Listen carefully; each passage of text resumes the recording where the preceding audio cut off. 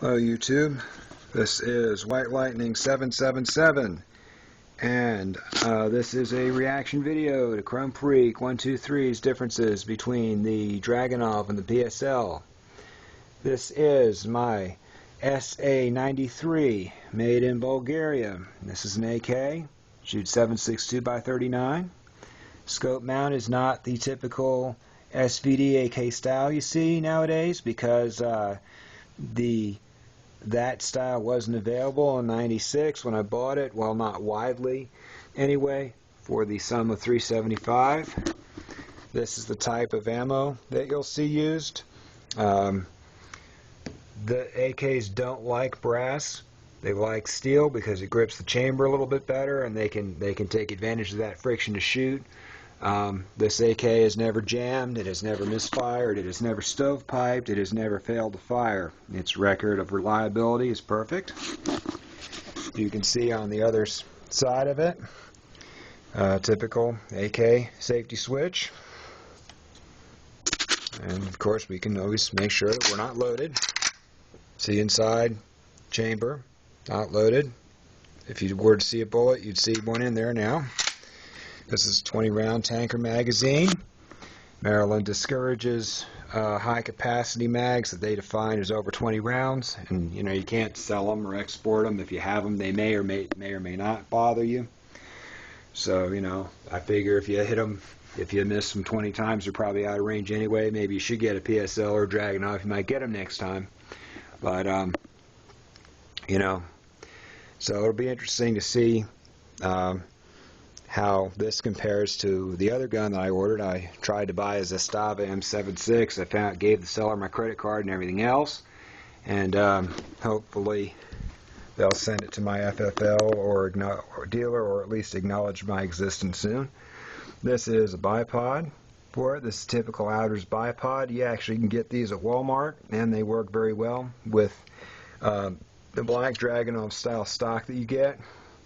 You do have a small sacrifice of form over function with this gun. You can see there's two screws that you need to take off in order to remove the foregrip to clean the gun. You can also notice this is not the original rear sight. This rear sight is from Red Star Arms, and like an RPK sight, you can adjust for windage left and right as well as elevation.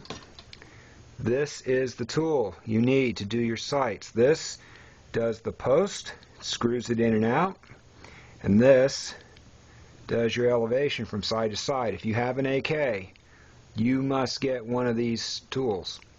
Otherwise your gun will be, to quote the gun grabbers, grossly inaccurate. No AK that I ever heard of comes from the factory bore sighted. You must sight it in yourself. That's the way it is.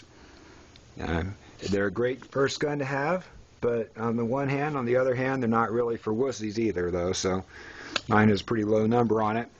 So it was among the first, I'm not going to give the exact number, but it was among the first 5,000 imported in the United States. SA93 was a fairly new model then. You can see it's been used and whatnot. The gun, has marks, has signs for wear, being at the range. I put all kinds of holes in paper with it. I've taken it outside, I've played with it, had fun, that kind of thing. You can see that it's clean, barrel's in great condition, shoots perfectly. The AK is accurate enough to justify a fixed power force scope, and you can see you have different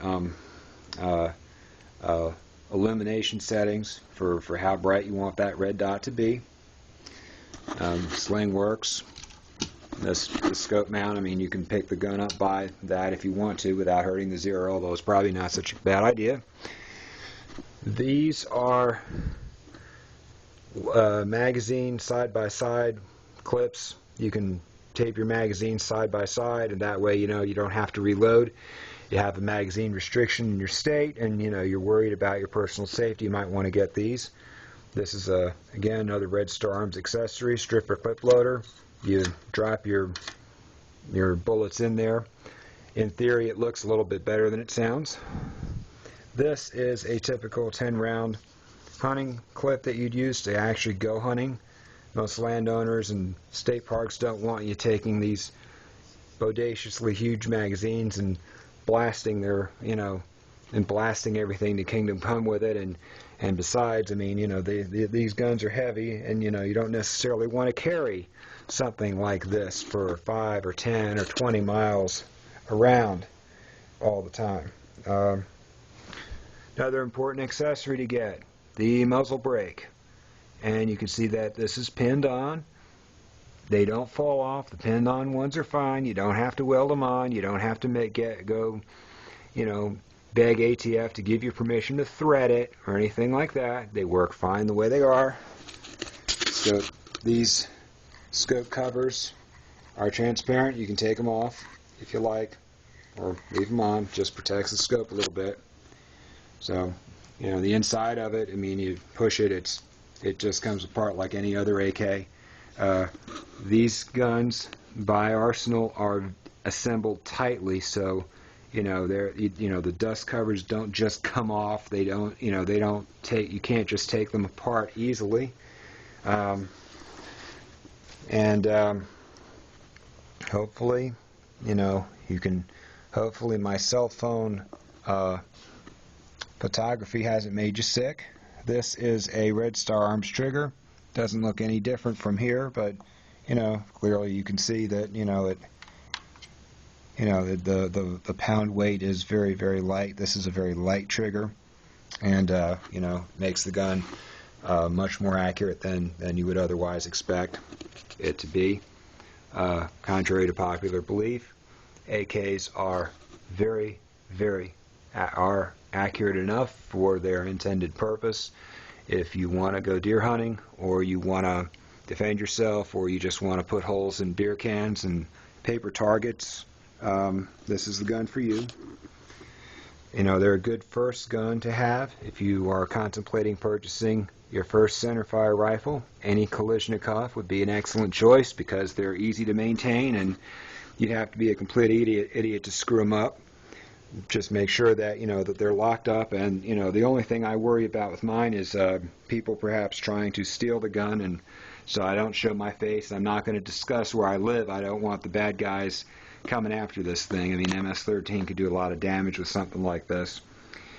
So, YouTube, this is White Lightning 777 signing off, and have a good day. I'm going to figure out how to save this video this time so I don't delete what I create.